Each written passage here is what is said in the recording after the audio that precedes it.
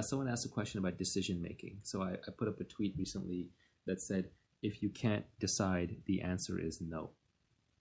And I think that's the reason I have decision making heuristics that I use.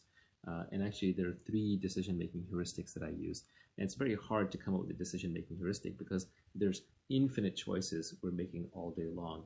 And trying to figure out like some rule that apply to all the choices is really difficult. So obviously, these rules are not going to apply to everything. You have to be intelligent about when to use them and when not to use them. But I'll tell you my three decision-making heuristics. First is, if I'm faced with a difficult choice, such as should I marry this person? Should I take this job? Should I buy this house? Should I move to this city?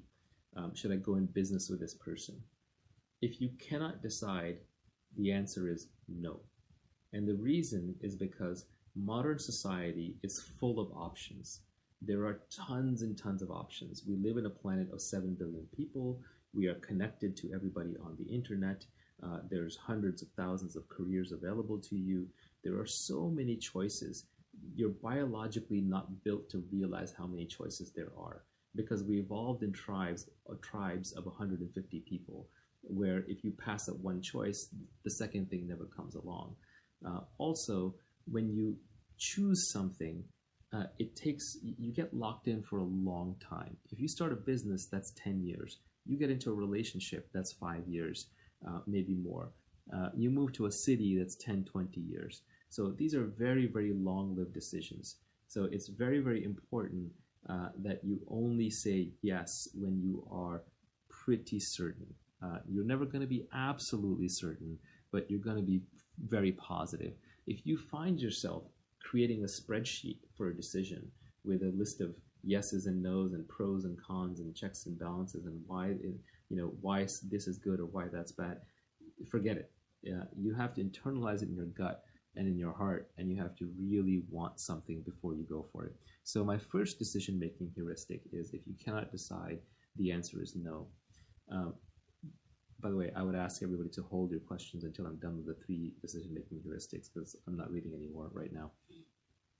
The second decision-making heuristic that I use is, if you have two choices to make, such as, do I tell this person A or do I tell them B, or do I take job A or job B, or do I make this sacrifice now or do I go ahead and do what I want, whatever it is. If you have two choices and they're relatively equal choices, like it looks 50-50 to you, this is key. For choices where it's lopsided, one's 75, the other one's 25, obviously go with a 75. But if it looks equal to you, A or B, and you can't decide, take the path that is more difficult and more painful in the short term. Because what's actually going on is one of these paths requires short-term pain, and the other one maybe requires pain further out in the future. And what your brain is doing through conflict avoidance is it's trying to push off the short-term pain. And by definition, if the two are even and one has short-term pain, that means it has long-term gain. And by the law of compound interest, the long-term gain is where you want to go towards anyway. So your brain is overvaluing the side that has the short-term happiness and is trying to avoid the one with short-term pain. So you have to cancel that tendency out, and it's a powerful subconscious tendency by leaning into the pain. As most of you know, most of the gains in life come from suffering in the short term so you can get paid in the long term. Working out, like for me, is not fun. I suffer in the short term. I feel that pain, but then in the long term, I'm better off because I have muscles or I'm healthier. The same way, if I am reading a book and I'm getting confused, if like I can't understand what's going on, that's just like working out and the muscle getting sore or tired or feeling the lactic acid, but it's not just my brain is being overwhelmed. But in the long run, I'm getting smarter because I'm absorbing new concepts sort of at the limit or edge of my capability. So you generally want to lean into things that have short-term pain but have long-term gain.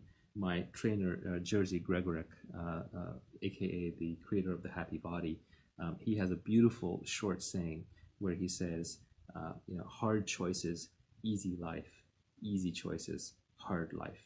So what he means by that is if you make the hard choices in the short term, like, oh, I shouldn't eat bad carbs or processed foods, or I should go ahead and do the workout, which is difficult and I don't feel like doing it, then in the long term, I'm going to have an easy life.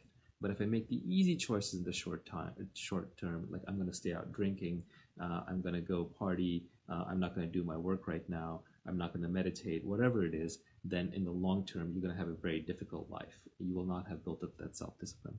So that is my second heuristic for decision making. And now I'm going to talk about the third heuristic for decision making.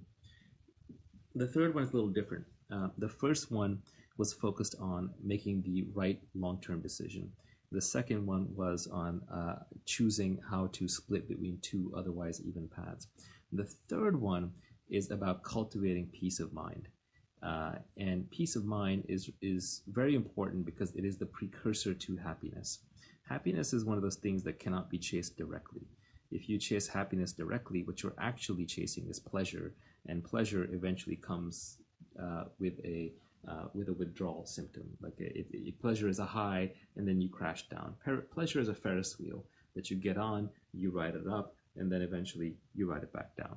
But if you actually want to be happy, if you want to be content, that comes from peace.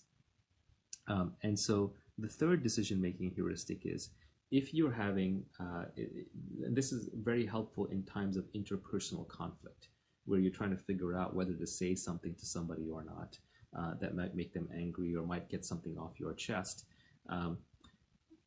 Make the choice that will leave you more equanimous. Equanimous is sort of a fancy word for internally calm and settled.